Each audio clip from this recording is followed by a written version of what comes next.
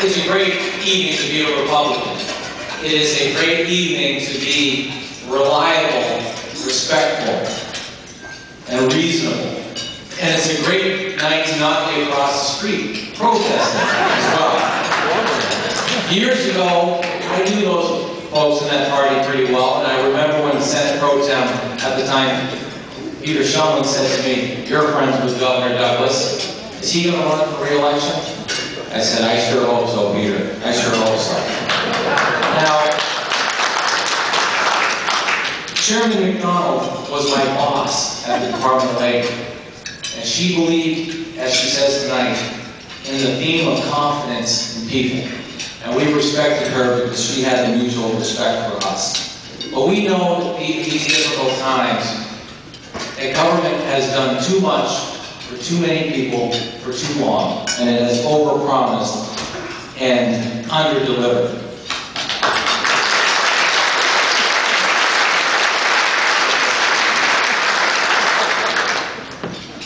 Any government that provides a benefit but does not provide an expectation is actually providing a disservice to its citizens. And we've watched firsthand that happen as our government in Vermont over the last 13 years has grown by 115%.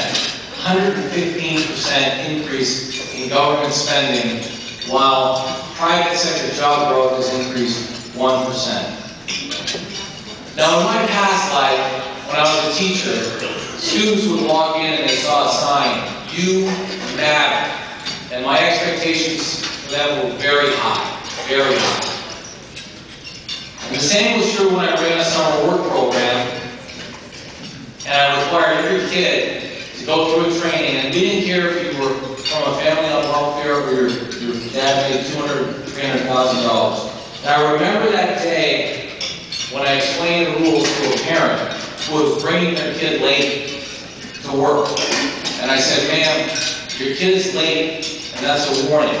Next time they're late, they're fired. This is a work program. This is a money program. This is an entrepreneur program. It's not a government program."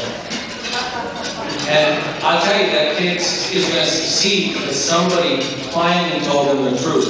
And regarding the truth, even as an Iraqi war veteran, I line up with somebody like David Walker, the fiscal conservative, who says the biggest threat to this country is not a guy hiding in a cave in Afghanistan, but it's the cancer, the fiscal cancer that is eating away this country. So we're going to fight with you. We're very grateful for the confidence that you've had in me and in each of the legislators who fight the good fight.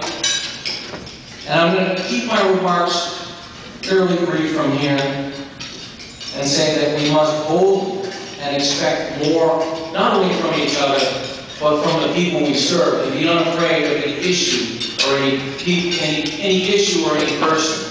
And I've enjoyed the ability to say what I mean and mean what I say comfortably in this party. So in closing, thank you.